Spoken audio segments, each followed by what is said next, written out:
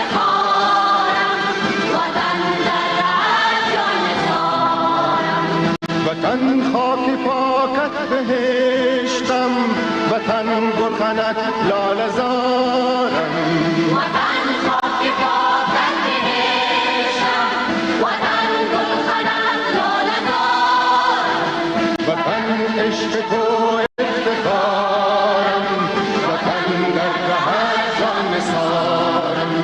وطن عشق تو افتخارم، وطن در رهت جان نثارم.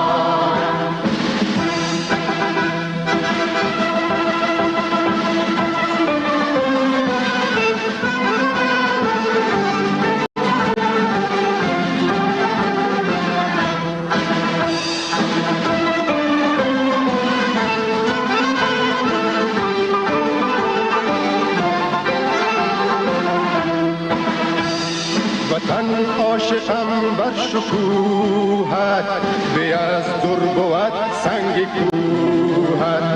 وطن عاشقم بر شکوهت، به از در بود سنگ کوهت. و من هر کجایی که باشم. به نام خداوند یکتا، سلام و درود تماشاگران، بیننده نهایت گرامی، همتباران عزیز ما. در برنامه امروز صدای مقاومت با من دکتر جاوید پیمانی خوشحال هستم که از طریق کانال های شبکه جهانی امروز میهمان منازل شما هستم. تاریخ امروز ماه اپریل 2 ماه اپریل است، سال 2024 میلادی. نخست در آغاز برنامه رویدادهای اخیر جبهه مقاومت ملی را به خدمت شما ارائه میکنم. خب جا داره که ما در اینجا عزیزان البته بگذارین که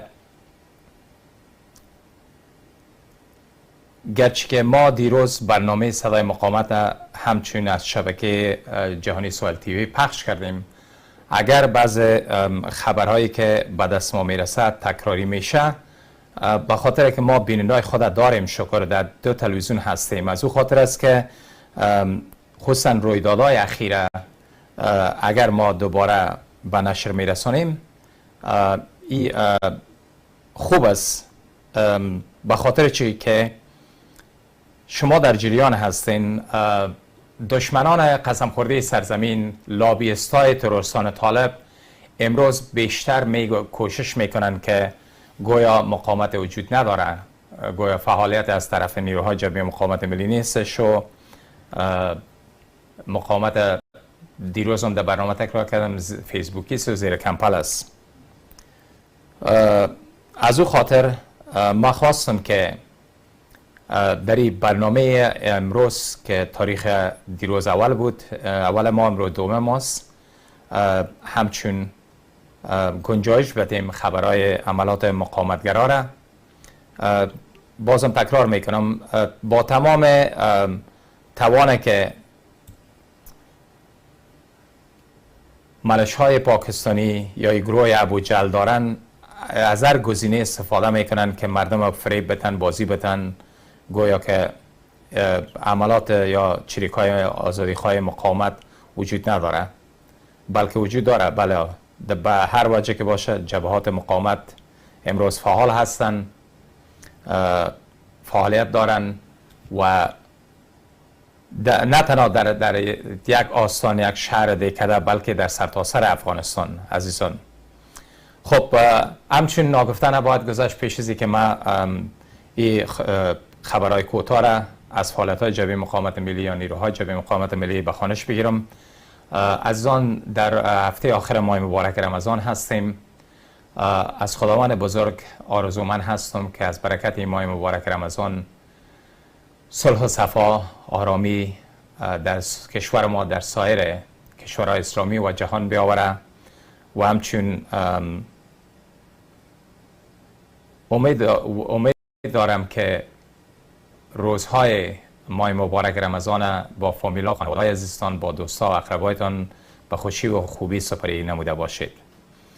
خب در این قسمت برنامه عزیزان، در حمله نیروهای جبهه مقاومت ملی 4 طالب تروریست در کابل کشته و زخمی شده. نیروهای جبهه مقاومت ملی حوالی ساعت 7 امشب دای عمل بر یک محل بازرسی ملشای گروه تروریستی طالبان در جوار کوته سنگی از مربوطات حوزه پنجم امنیتی شهر کابل حمله کردند که در نتیجه آن 4 طالب تروریست هلاک و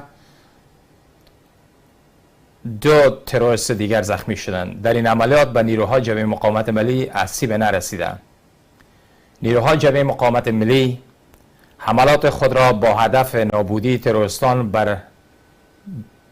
برچیدن بساط ظلم و شرارت رژیم تروریستی و صفاق طالبان در مناطق مختلف کشور طرح و اجرا میکنند یا مینمایند. آرزو کوهستانی از آزار جنسی خودش در حوزه 11 کابل میگوید. این ویدیو توسط وسیمه کوهستانی ضبط و به رسانه‌ها ارسال شد.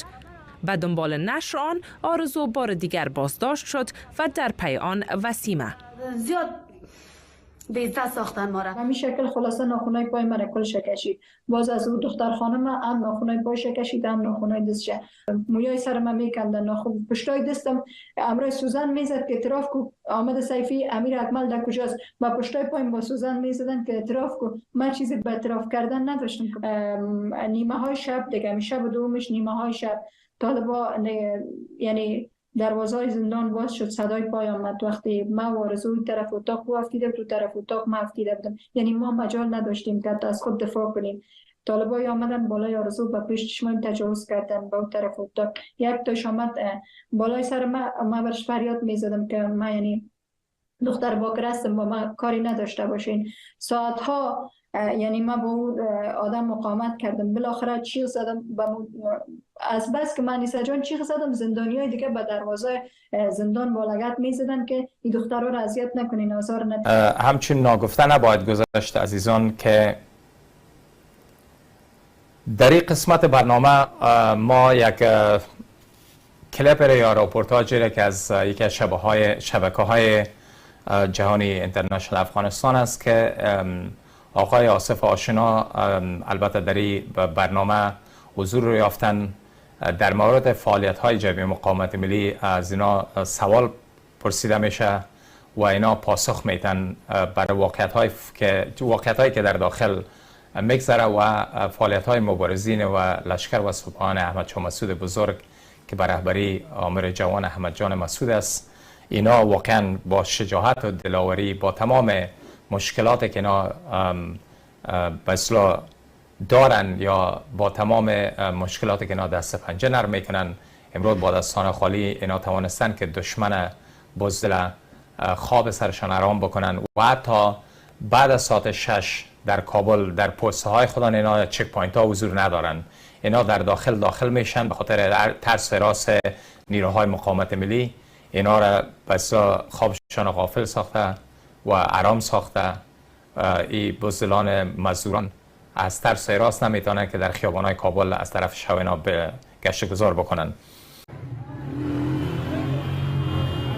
خشونت ادارات طالبان با مردم، اما این بار در هلمند. سرخونین این پیرمرد نشانی از خشونت افراد طالبان با مردم است. او با شماری از دکانداران دیگر بازار مندوی کرشک در اعتراض شرکت کردند که زورگیری افراد طالبان با آن دامن زده بود. زره چې ثبت وګوره دغه څه کړی دی، دغه څه ویشتلی دی. دا د ګریس ښاروال لپاره ګره پر موږ ټکان وکړه. دوی د الله تباه و برباد کړي. موږ دا ښاروال نه غواړو، خدای دې تباه و برباد کړي. دا ښاروال موږ نه غواړو، خدای مو د دوی خراب کړي. دا ښاروال د ګریس ښاروال. کلیپ تماشا کردین. در این قسمت من میخوایم صحبت را در مورد جنایت گروه ابوجهل داشته باشم که اینا هیچ وقت از جنایت، انسان کشی، جوانان خصوصا نخبگان تاجک تیرباران از اندرابها و پنجشیر بیشتر اینا تیرباران میکنن که در این قسمت چون ما اکثر از جوان خود داریم که ببینین یک نوجوان را در پنجشیر اینا تیرباران کردن که قابل قبول نیست. منابع آگاه از کابل در تماس با خبرگزاری مقاومت میگویند که طالبان تروریست در این شهر یک جوان پنشیر را به گلوله بستند که در نهایت جان باخته است. این جوان امیر حسین نام داشت و باشنده اصلی ولایت پنشیر بود و در کابل زندگی میکرد. منابع میگوید که این جوان حوالی ساعت 9 شب گذشته یک شنبه 12 حمل در منطقه سرک دانش حصه سوم خیرخانه کابل هدف تیرباران نیروهای طالبان تروریست قرار گرفته و جان باخته است. کشتار شهروندان افغانستان به خصوص باشندگان پنشیر از سوی طالبان تروریست تازگی ندارد. این گروه تروریستی بی پروا و همه روزه شهروندان افغانستان را در گوشه گوشه کشور تیرباران میکند. همین فعلا زندانهای مخوف میتوانیم یا مخفی طالبان تروریست پر از شهروندان بیگناه کشور است که همه در زیر شکنجه هولناک این گروه تروریستی به سر میبرند. جنایات که طالبان تروریست همه روزه مرتکب میشوند موجب پرافروخته شدن خشم نهادهای جهانی و مدافع حقوق بشر شده و همواره این نهادها گفتند که این گروه تروریستی مرتکب جنایت شده است. عزیزان، واقعا چی دردآور هست که در 3 سال اینا نه رحم به طفل سرزمین میکنن، نه به زن و سرزمین دارن، نه بر بزرگ پیرمرد و سرزمین دارن، نه به جوان و سرزمین دارن. خصوصا تمام توجه از اینا جنایت و قتل و تیرباران کردن جوانان تاجک هستند و بعد همچون هزارها ازبک‌ها و اقوام دیگر که جنایت ادامه داره. ما چطور میتونیم که یک تعداد انسان‌های بی فرهنگ که اصلا احساس ندارن، وجدان ندارن، ولی تا که جنگ افغان بکشه؟ کدام افغان برادر؟ بیا صادقانه با من صحبت کو. کدام افغانیت برای من تو میگی؟ وقت کنا بکشن امروز تیرباران بکنه، هیچ گپ نیست. هیچ گپ برای شما نه، ابرویتان به اصطلاح تکان نمیخوره. باز که وقت کسانی که میخواد از حق دفاع بکنن، مقاومت بکنن، ساشه و کلا افغان کشی میشه و خون میریزه و از جنگ خسته شدیم. شما بکشین، خونریزی بکنین، قتل بکنین، جنایت بکنین، فرق نداره. در طول تاریخ همی بوده. هر کسی که از هویت خود، از زبان خود، از تمدن خود استاده شده، دفاع کرده، از قوم خود او جاسوس شده، او بغاوتگر شده و وقتی که نوبت شما بیای باز از شما هر کاری که بکنین فرق نداره، هیچ فرق نداره. نه جاسوس هستین، نه لربرتان هم امنیت داره برتان، قتل قتال خونریزیتان هم، زورگوییتان هم، تعصب قبیلویتان هم امنیت داره و در یک از هیچ کس دیگه در کشور حق نداره که هیچ حرکت را انجام بده. این تازه ترین تصویر از برخورد مأموران امر به معروف طالبان با زنان است. مأموران زن امر به معروف در کابل میخواهند یک دختر را لدوکوب کنند، زیرا پوشش مورد نظر طالبان را ندارد. پس از بازداشت 3 دختر معترض و برادرانشان از شهر کابل از سوی گروه تروریستی ملیشه‌های طالبان، نهاد موسم ناوک یک نهاد مدافع حقوق بشر هست، آن را محکوم کرده و خواستار پایان دادن به خشونت علیه زنان و فعالان مدنی شده است. این نهاد جمعه شب در عمل با نشر پست در اکس گفته است که طالبان آزاده نادیه الهه و برادرانشان را از کابل ربودن و محل نگهداری آنان معلوم نیست. تکرار میکنم، خانم آزاده، خانم نادیه، خانم الهه و برادرانشان را از کابل ربودن و محل نگهداری یا در زندان خصوصی که اونا را زندانی ساخته نامعلوم است. فریدون ناوه افزوده است حملات طالبان به فعالان مدنی باید پایان پیدا کند. این نهاد همچنان به منیژه صدیقی، تکرار میکنم، به خانم منیژه صدیقی، خانم معترض که در زندان پلچرخی اشاره کرده است که در وضعیت بد صحی به سر میبرد. آیا تکرار میکنم این گروه ابو جهل کافر بلای برده های استخبارات منطقه و جهان در خون از یا در افکار از یا در ذهن از یا آیا مردی هست؟ آیا انسانیت است؟ آیا اینا میدانند که ناموزداری چی است؟ این خودش بس نشان میده که در شان از یا مردی و غیرت و ناموزداری نیست.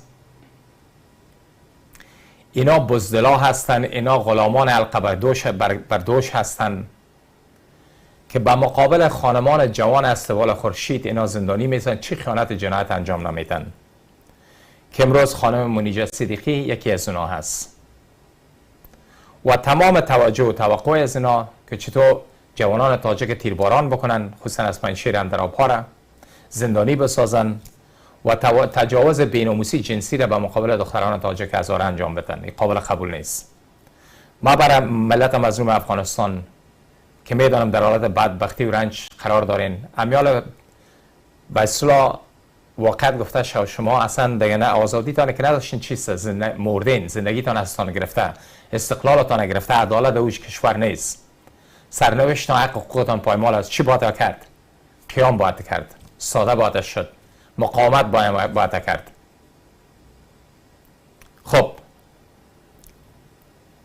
این نهاد همچنان ببخشین نهادهای دیگر نیز برای رهایی خانم صدیقی تلاش به خرج دارند ولی طالبان تروریست وی را رها نکردند و هنوز هم در معرض شکنجه نگه داشتن شده.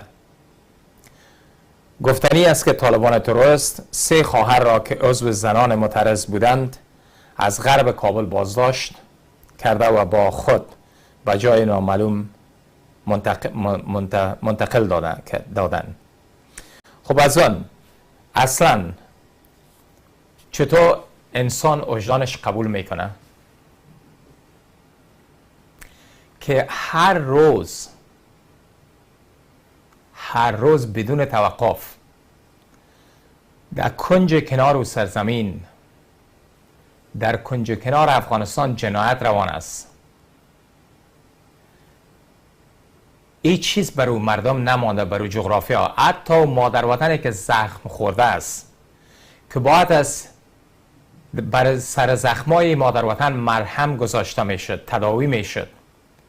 امروز این گروه وحشی جنایتکار کافر بالله که سبب زخمهای وطن بیش از 20 سال اینا سبب زخمها و اذیت و آزار مادر وطن شدن و امروز همچون ایوازه که اینا سر زخمای مادر وطن اگر واقعا اینا تعلق به جغرافیا می داشتن، جزء از این سرزمین می بودن، مرهم می گذاشتن، اینا نمک پاشیده میرن، زخمای مادر وطن بیشتر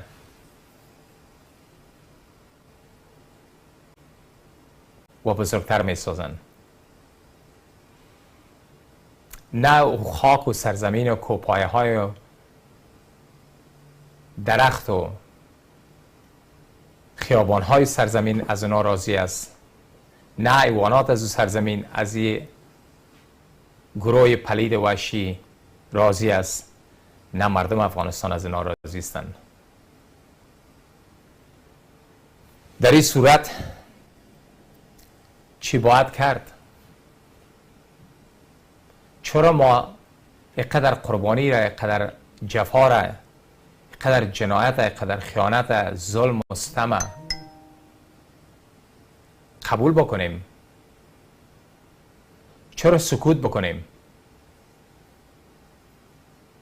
گشنگی این گشنگی رو باور کنید که بدتر میشه اگر مسئله گشنگی و فقر باشه.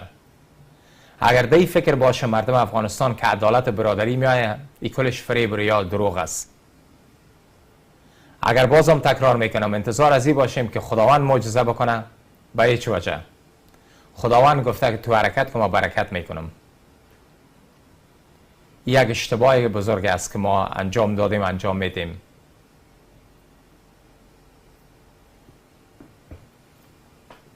عزیزان من، برادران من، خواهران من، مردم ملت افغانستان از شمال تا جنوب، از شرق تا غرب، خصوصا مردمی که از جنوب هستند، هموطنان پشتون ما، خداوند حاضر ببینین مسلمانیتتان، دینتان، آیینتان، مردانگی و شهامتتان، زن مرد، فرهنگ پشتونوالیتان و حتی افغانیتان به ثبوت برسانید. این بار صرف به خاطر که شما ارتباط زبانی و قومی با یک گروه پلید خونریز کافر دارین، این معنا را نداره که شما خداوند حاضر نبینین، تماشاگر نظاره‌گر باشین، در خیانت و جنایت طالبان تروریست شامل باشین و تماشا بکنین. این بار زمستان تمام شده، هوا گرم میشه، وقت کافی است. باور کنین که اگر شما قیام سرتاسری از شمال تا جنوب، از شرق تا غرب انجام بدین، باور کنید از ظرف 24 ساعت این تروریست‌ها را از پا در میارین. با برادران مقاومتگرایتان من میدانم که کارت از استخوان گذشته،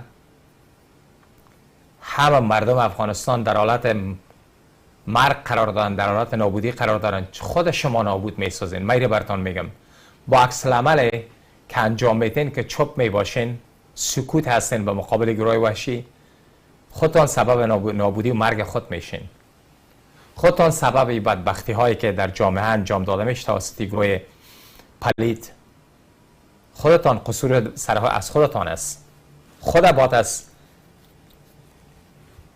سرتان به گریبانتان بگذارین و از گذشته ها بیاموزین. از کشورهای همسوار دیار و جوارتان ببینین، از حرکات کشورهای مختلفی که در طول تاریخ چی کارها را انجام دادن، مبارزات ساده‌ای کردن، زندان قبول کردن، سکنجه را که به خاطر عدالت آزادیشون. این خونه میشه که ما انتظار باز یک قهرمان دیگه مثل احمد شاه مسعود شهید و مرد بزرگ باشیم، یا انتظار 10% فرزندان خورشید باشیم که باز از پایه های اندوکش قربانی و جانان شیرشان عدس بتن که آزادی را برای شما هدیه بکنن، بازم قدر چیز هم اقتداد ندانن. خصوصا اونو مردم فاشست، تکنوکرات های فراری، دزد، وطن فروش، جاسوس، یا فاشست های قبیلوی، یا کمونیست های شکست خورده، خلقی و پرچمی های جاسوس فتنه، فراری های که امروز از خیرات ملت افغانستان و مجاهدین و شهیدا یا قهرمان ملی دیجه رسیدن، تمام رو توطیه این آمردا. این فراری ها جیره خوراخ امروز بیره بدانن که از خیرات مبارزین و مجاهدین بود که در کشورهای خارج رسیدن، صاحب زندگی شدن. اگه بسیاری زیاد در پشت کو و حیوانات کلان شده بودن، نه پدر کلانشان کس میشناخت، هم خلقش هم پرچم. خصوصا خلقی که امروز بعد از جهاد مقاومت مردم افغانستان یا دمو زمانم در بعض تنظیم‌های جهادی خلقی ها به لباس مجاهد و ریش مانده بودن طالب و مجاهد و اینا آمدن در این لباس خود تغییر دادن، فعالیت میکردن به نامبردگی مجاهدین. اینا دستور میگرفتن از بالارایشان و خصوصا در طول بیش از 20 ساله که گروه پلید طالب سر قدرت رسید، 60% از یا خلقی های شکست خورده سور از طرفدارای نجیب قاتل.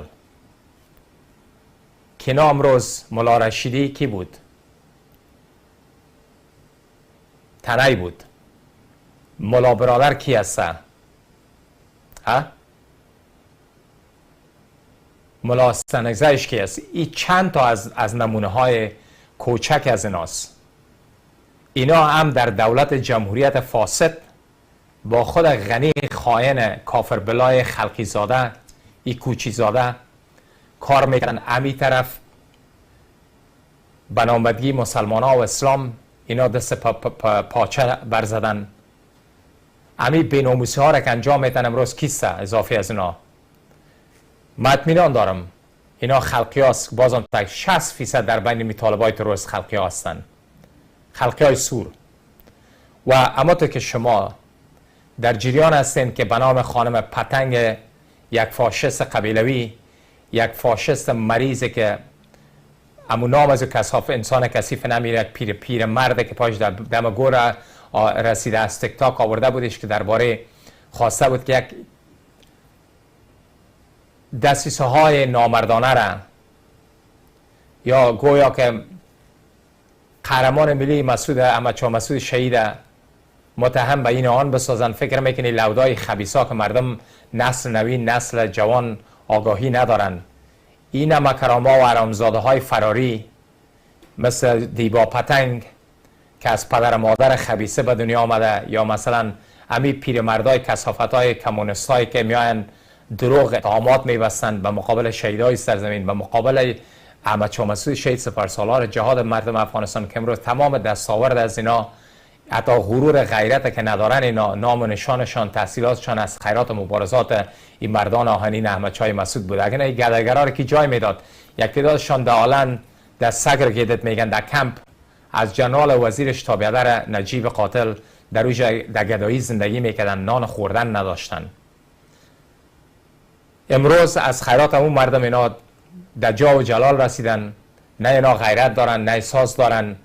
تمام توطئه و تخریب و وطن فروشی و تمام جفا و خیانت به مقابل سرزمین وطن از روز اول بدبختی را، آتش بدبختی را اینا در دادن تا امروز در او آتش مردم میسوزه، این سرزمین میسوزه و این ما فراموش نکنیم.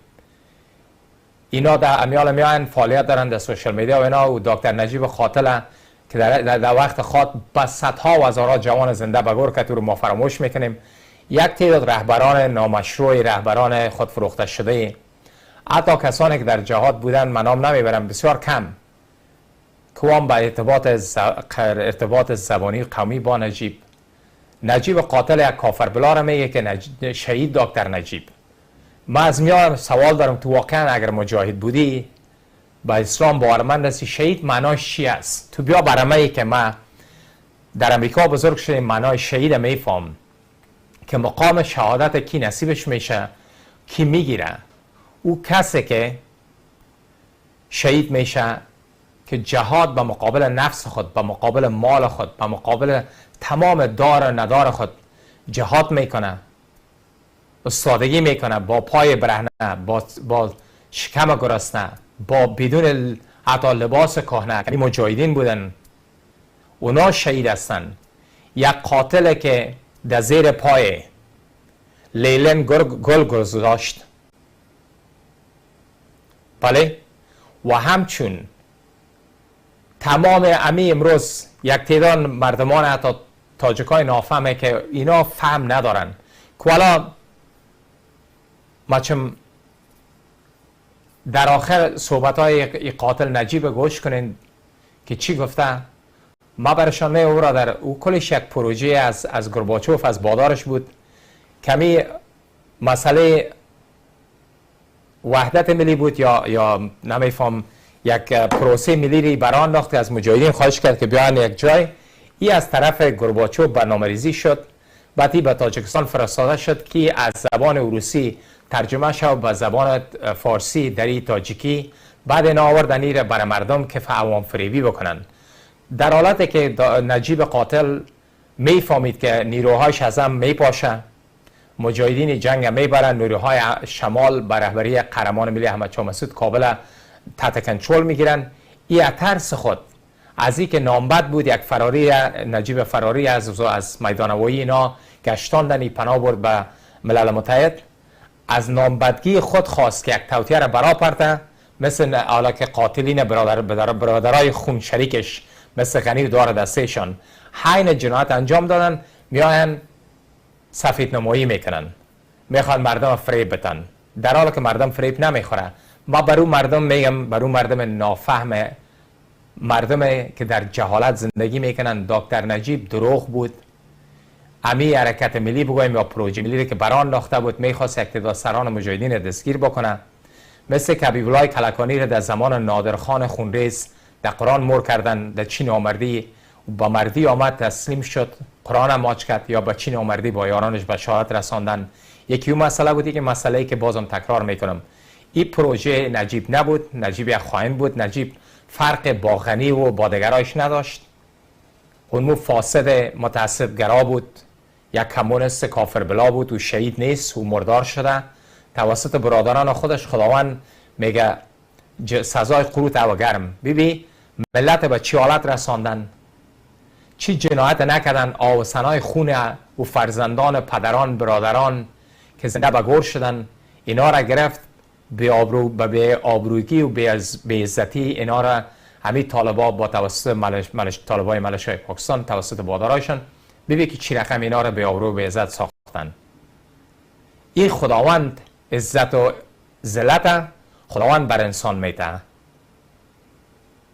به خاطر که هزاران انسان بیگناه را به عزت ساخت، هزاران طفل یتیم ساخت، هزاران خانم بیوه ساخت، هزاران پدر شوهر به زنده به گور کرد. یعنی قد جاهل بدبخت مردم هستین شما. پیش ما شما مسلمان نیستین که رو شهید میگین. او برای خدا فرستاده نشده بود، او در لباس نظامی با بادارش روسیه گل در گردن و رسام انداخت، تمام اختیاراتش بادارش داشت. بازم تکرار میکنم، یک مسلمانه که شهید بشه چطور میره در زیر پای لیلن گل میگذاره؟ و قرآن شریف همی خود از این چیر کرده بود. پدر خودش از بین برده، مادر خدا ای اذیت کرده زده، به اسلام باورمند نبود، در آخری ها فتنه هستند. این مردم حمق جاهل هیچ وقت هوشیار نمیشن، مجبور هستی سخت بگویی. دمی 200 سال اینا این مردم فریب دادن، بسیار هم چی کردن، خیانت و تجاوز و بی‌عدالتی و نابرابری انجام دادن، باز آمدن چی کردن؟ قرآن بالا کردن و دین اسلام گروگان گرفتن.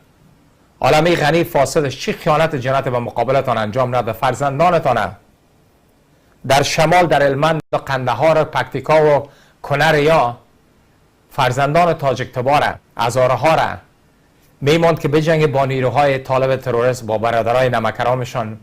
بعد از اوکونا مهمات و تجهیزات همه خلاص میشد، تماس میگرفتن، کسی براشان غنی خائن نمیگذاشت، میگه بان که از او قوم از زوده که کشته شوند.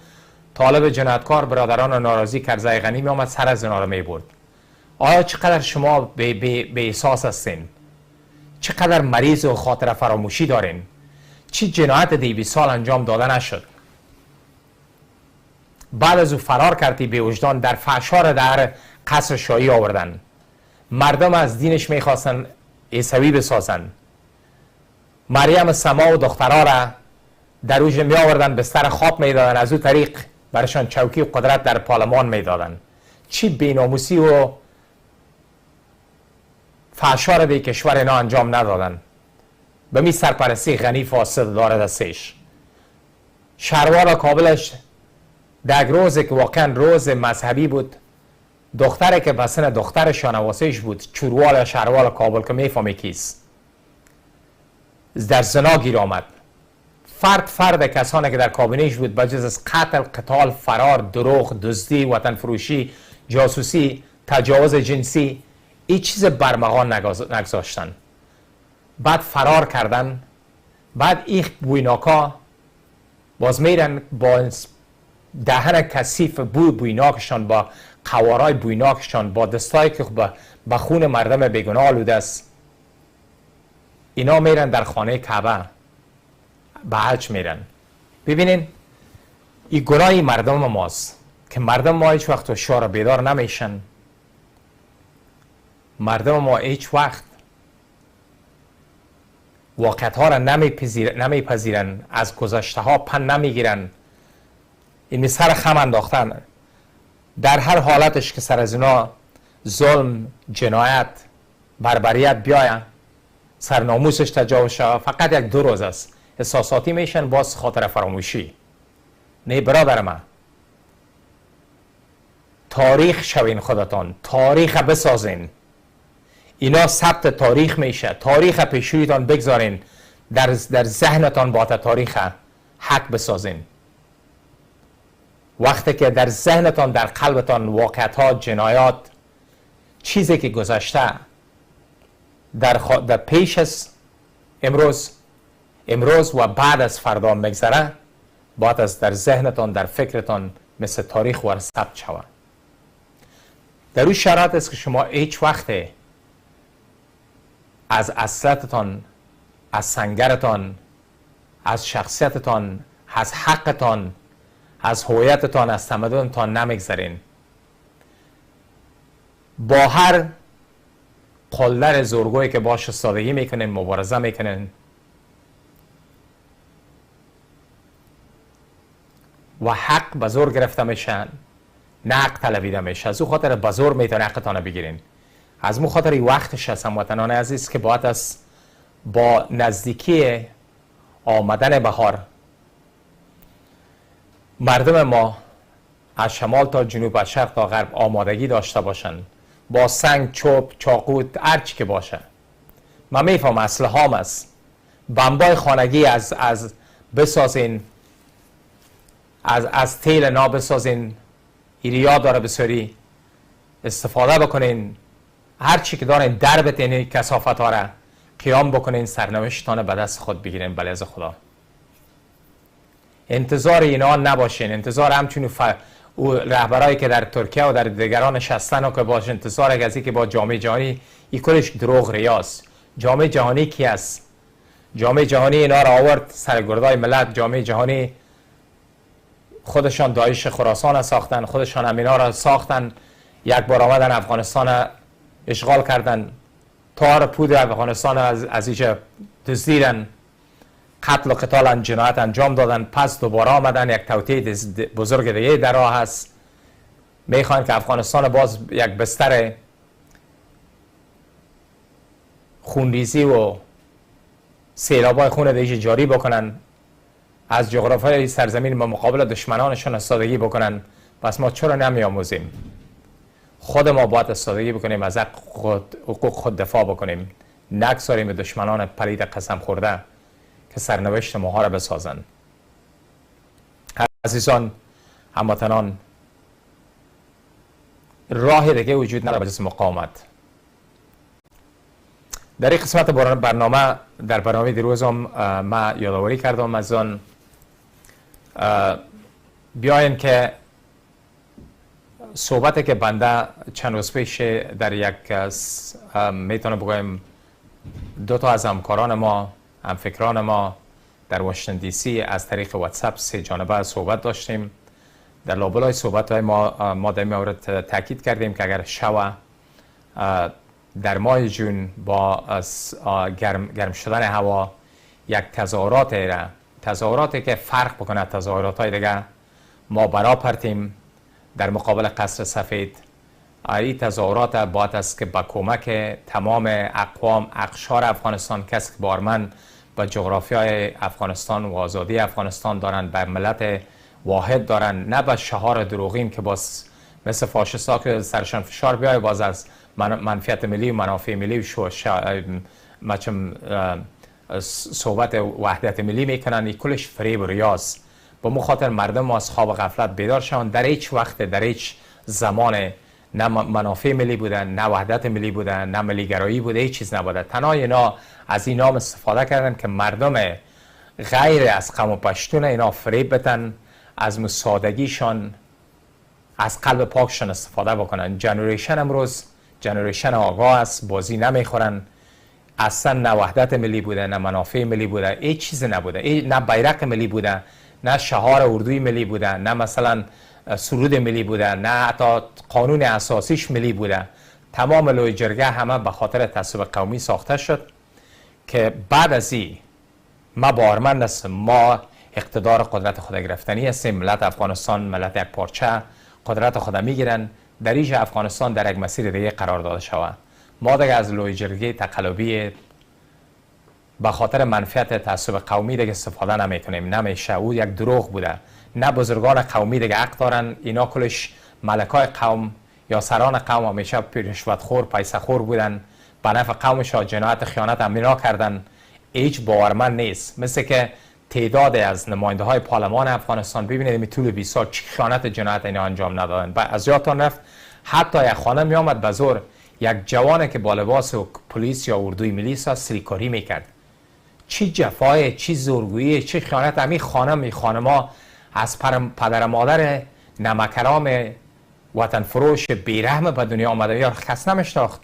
ولی اگر من دکتر جاوید پیمانی اگه اینا رو نوکر بگیرم دو افغانستان هم برم که ولی اگر رئیس پارلمان شما باشه وکیل شما باشه یا کی هستن از خیرات ملت مظلوم اینا به شهرت رسن، از خیرات جامعه جهانی، از خیرات تمام دستاورد سرزمین ملت افغانستان از رسانه‌هاش گرفته تا جوانایش که در درس شده مشغول هستن رساندن خود تا دستاوردهای اقتصادی بگوییم نظامی بگوییم از هر نگاه از خیرات مبارزات احمد شاه مسعود شهید این مرد بزرگ بوده.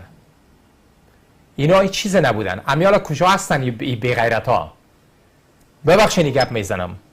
این واقعیت است. زن مردش فرار کرد در اروپا، امریکا، در کشور همسایه و جوار. کجا هستن؟ امروز احمد شاه مسعود نیست. بس بیاین خیلی واقعیت بگوییم که یک مرد میدان بوده. اون مرد بوده که شما جیره خورا از شمال تا جنوب، از شرق تا غرب براتان هویت داد، شجاعت داد، غرور غیرت داد، آزادی تان گرفت، اقتدار براتان داد، هویتتان داد. بعد از شهادت از او شما چی کردین؟ بجز از جفا، بجز از خیانت، نه تنها خیانت جفا با آرمان مکتب و مرد بزرگ شما انجام دادین، خیانت جفا به حق خود، به حق فرزندانتان، به حق مردمتان، به حق سرزمین و بلوطن و مادر وطنتان انجام دادین. امروز ببینین که کشور افغانستان و ملت افغانستان شمال تا جنوب، شرق تا غرب از نبود این مرد بزرگ احمد شاه مسعود رنج میبرن. ضرورت به مسعود بزرگ دارن. مثل که رهبر برادران هزاره ما یا وطنان هزاره ما آقای محقق در یک مصاحبه کوتاه گفت که اگر دیروز ما اسلحه یا تفنگ برداشتیم به خاطر احمد شاه مسعود بود. چقدر عالی واقعیت اظهار کردن. اگر میانه معناش که اگر در اون زمان هم احمد شاه مسعود نمی بود حالت از این بد بدتر بود. اون زمان خب باز نه دسترسی نه در سوشال میدیا بود، نه تیک تاک بوده، نه یوتیوب بوده، نه فیسبوک بوده، نه اینا. سخت‌تر بود از نگاه مطبوعات که واقعیت ها را در بسیار در گوش جهانیان برسانیم. خودش میگه که اگر مانای گپش همیست که او مرد خدا نمی بود ما دیروز هم نابود بدیم. امروز هم واقعیت هم است. از نگاه سیاست، از استراتژی جنگ های چریکی یا مقاومت، شجاعت توانست که تمام اقوام افغانستان از تاجک، ازبک، هزاره، پشه‌ای، پشتون همه را یک جا بکنه و این مرد بزرگ انگیزه بده مثل یک چتر بزرگ مستحکم ستون فقرات واره سادگی بکنه تا که توانست که افغانستان آزاد ساخت. و امروز با نبودش ما رنج میبریم و افسوس میکشیم که کاش که مرد بزرگ زنده می بود. خب ایره میدانیم که خداوند شهید ساخت به نام نیک رفت. اگر نه تسلیم نمیشد با قدرت های جهان که پنجه نرم کرده بود. وقتی که ما قدرت های جهان میگیم همین گروه فاسد ابو جهل تروریست های طالب در اون زمان لابی سیاهشان کی بود؟ خلیزات همین غنی فاسد فراری دوست در اینجا در واشنگتن لابی میکردن، در اروپا لابی میکردن به ضد جبهه مقاومت بر رهبری مرد بزرگ. با میلیون ها دلار به می گروه تروریستی میرفت و این مرد بزرگ با تنهایی با عقیده برادرانش و سادش دست پنجه نرم کرد به مقابل امی استخبارات قدرت های جهان که غلامانشان به نام طالبای تروریست این نیروهای نیابتی در روز زمان هم توسط استخبارات های جهان به مقابل مرد بزرگ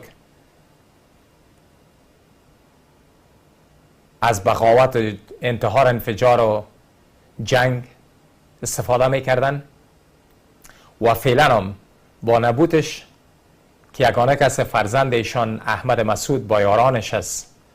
با فرزندان اعتبار خورشید مثل ماها هستیم که صدای حق بلند میکنیم، چی در داخل سنگر چی در خارج. بالخصوص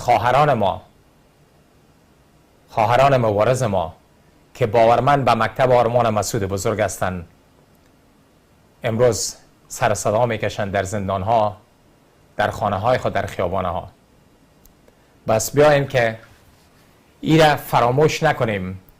هر انسانی که در پارلمان اروپا داخل میشه، چی زن چی مرد، در خیابان های اروپا امریکا صحبت میکنه، برایشان چانس داده میشه که در رسانه ها بیان، در محفل فراموش نکنن که همه دستاوردا، همه اینا که شخصیت از خود میسازن از خیرات مبارزات مرد بزرگ احمد شاه مسعود بزرگ بوده. در غیر از امروز شما چیز ندارین. چیزی هم که در دستان دارین، باور که نفس میکشین، چی تاجک، چی ازبک، چی هزاره، چی پشتون، واضح براتون میگم، اما هم کمی یک چیز محدود هم است، باز هم از خیرات این مرد بزرگ است.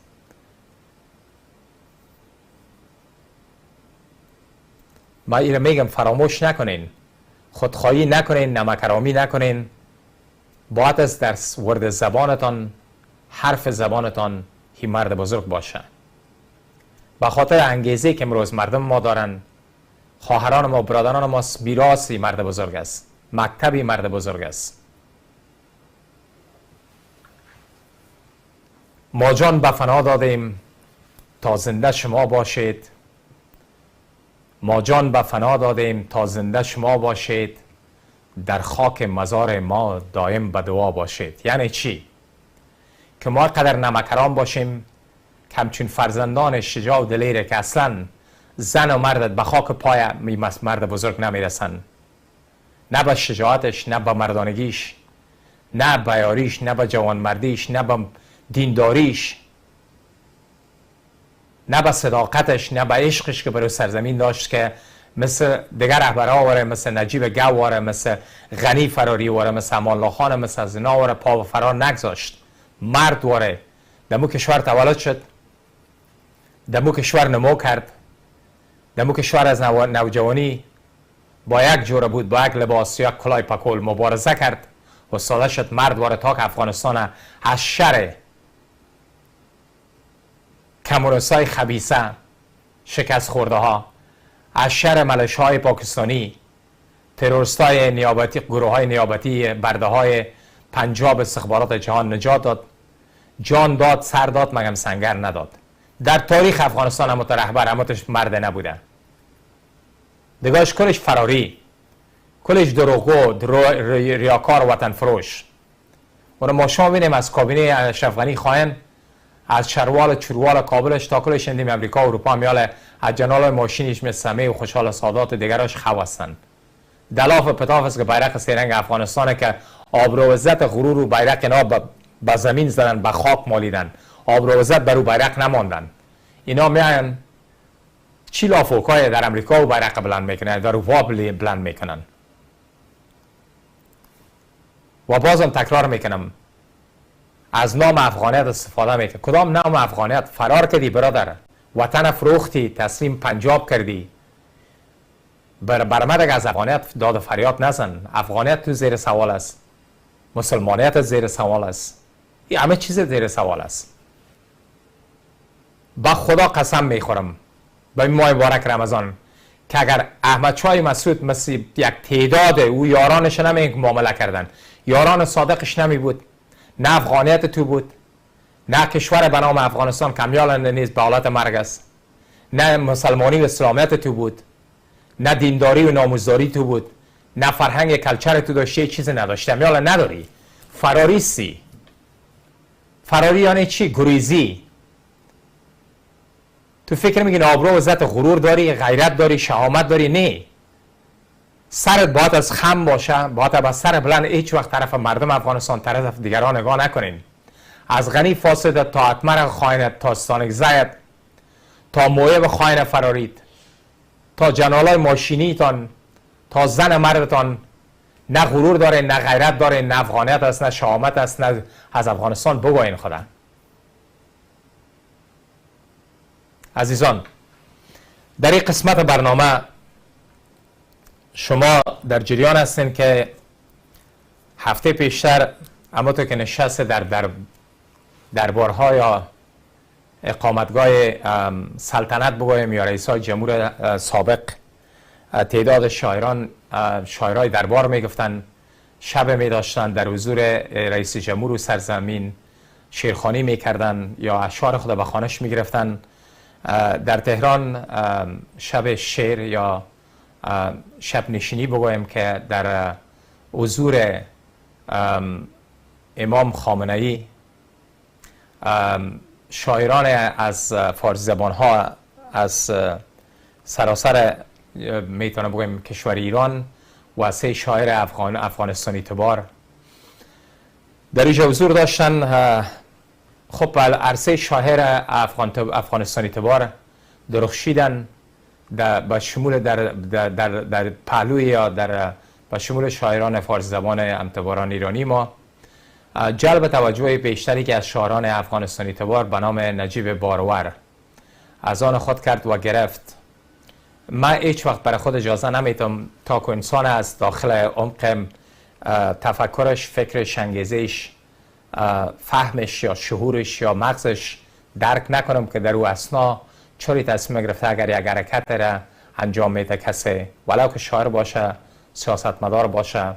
خب او چیزی که خیانت انجام داده میشه یک مسئله علیحده است. مگر میشه یک مسئله فرهنگی را ما صحبت میکنیم، مسئله فرهنگ مشترک، کلچر مشترک، مذهب مشترک، جغرافیای مشترک، حتی زبان مشترک که زبان فارسی یا فارسی است.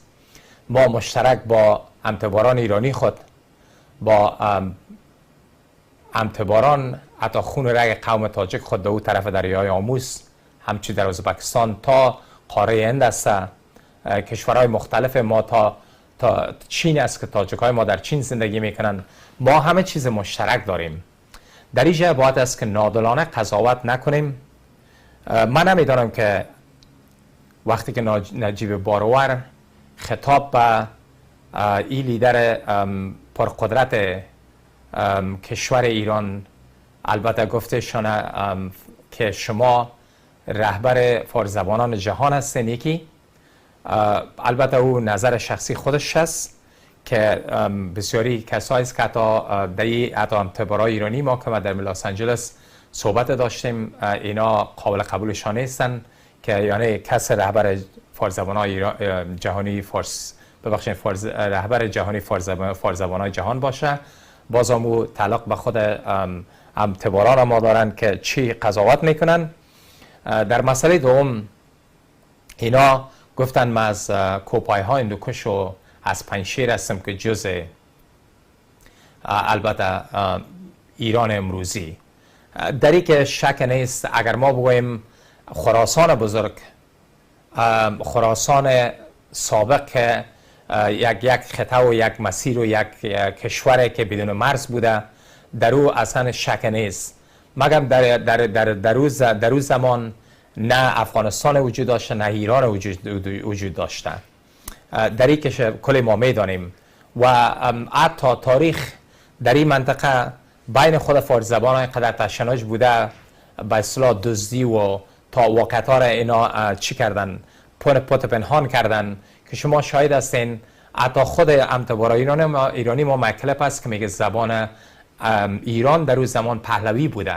با آمدن عرب ها زبان پهلوی را از بین بردن و زبان پارسی یا فارسی جاگزین شد که نه تنها که رئیس اطلاعات فرهنگ ایران چندین ماه پیش گفتن صاحبان اصلی زبان فارسی مردم افغانستان هستند و همچنین آقای خامنه‌ای همچنین میگن که ما یک چیز را نوت گرفتیم. مانا از ایره یک تعداد دوستا عکس العمل در مقابل ما نشان دادن به خاطر که من ایره پخش کردم. ببخشید دوستا که من میر از اکس خود از بکشم. ما براتون چرا ایره میخوایم بخوانش بگیرم. خب خود از اینا آقای خامنه‌ای هم در اشاره کردن که یعنی مقصدش که زبان فارسی از می کشوری که امروز به نام افغانستان است از اینجا رشد پیدا کرد، از بلخ و باستان و هرات و غزنی و اینا، و بعد در منطقه و جهان زبان فارسی به اصطلاح گسترش یافت. و در اینجا هم چون گفته زبان پارسی در افغانستان اوج بگیرد. یک تعداد گویا که بسیار تشنج نشان دادن، اساسیت نشان دادن اوج بگیرد. من فکر میکنم مانای ازی داره اینا به او خاطر از کلمه اوج بگیرد استفاده کردن که در طول 200 سال فاشیست‌های قبیلوی وقتی که جاگزین شدن زبان پارسی را یک لهجه در این جاگزین ساختن. نمیخوان که ما از دانشگاه استفاده بکنیم، از پارسی اصیله که طلاق به ما داره استفاده بکنیم. مثلا یا همیشه خواستن پنتون بیارن، همیشه خواستن دانشگاه از بین برن، زبان پارسی را به دری تبدیل بکنن. امیالا هیچ نمیگذارن که ما خود ما تصمیم بگیریم کدام لهجه را، کدام لغت ما استفاده بکنیم یا صحبت بکنیم. من فکر میکنم آقای خامنه‌ای اشاره به این بود که با تمام توطئه‌های نامردانه قبیله فاسد فاشیست که خواستن که زبان فارسی دری را از بین ببرن و امروز شما می‌بینید که قوم ابوجهل یا گروه ابوجهل تروریستای ملشای پاکستانی عکس مولانا از شاعرها را همه را نابود ساختن، از بین بردن. این تاریخ تمدن فارسی زبان ها را در کشور میخوان نابود بسازن.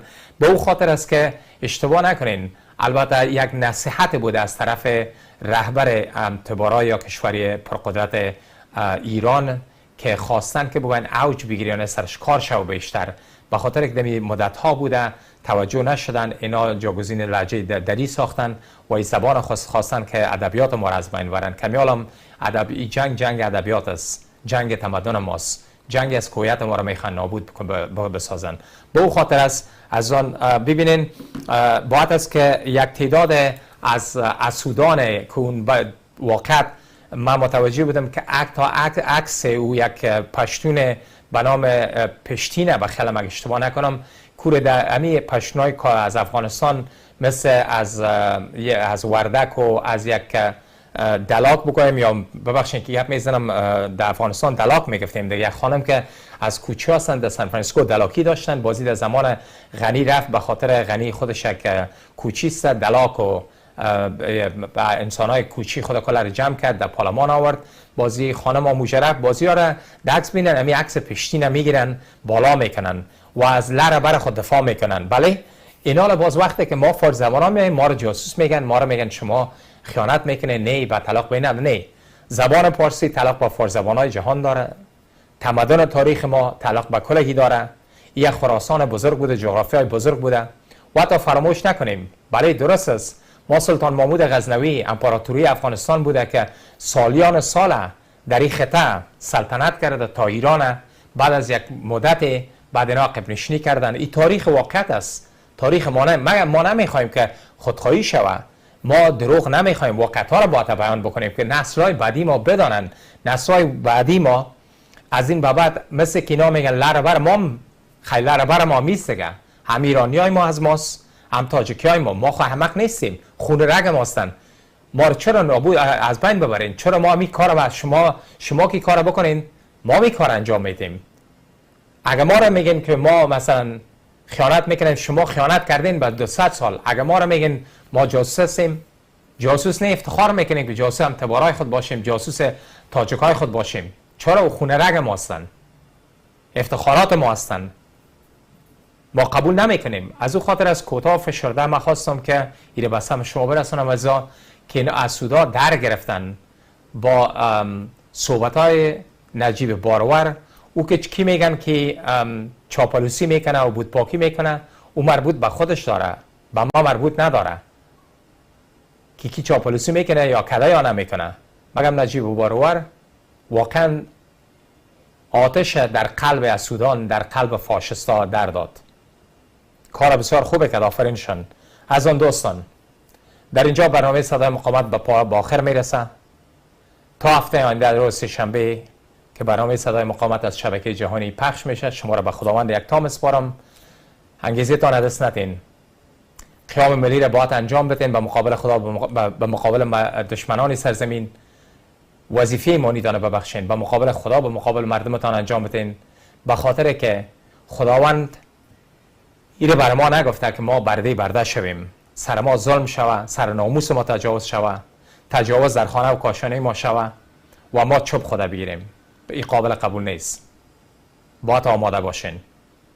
یگانه راه قیام است، استادگی است که آزادی خود، استقلال خود بگیریم، نگذاریم که دوباره افغانستان بستر تروریست‌های جهان هست که بیشتر شود و از این خاک مقدس اینا استخبارات جهان استفاده برای منفعت شخصی خودشان بکنن و مقابل رقیبایشان. یگانه گزینه، یگانه راه است که ملت ما هوشیار شوند، استادگی بکنن. تا هفته آینده شما را به خداوند یکتا می‌سپارم. خداوند یار یاورتان. زنده باد افغانستان، زنده باد مقاومت ایران. شب و روزتان بخیر.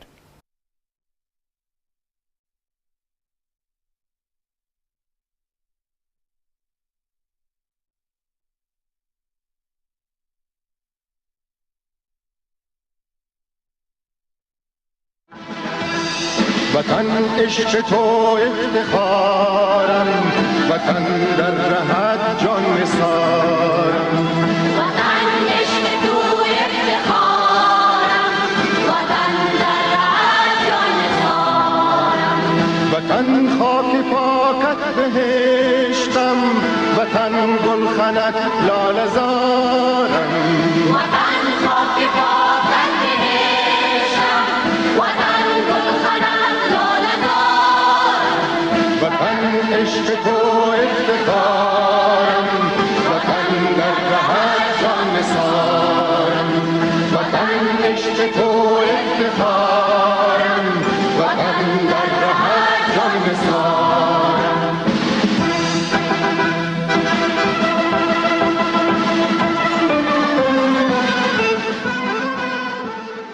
کافیه یک بار از شامپوی 21 یا استفاده بکنید تا ریزش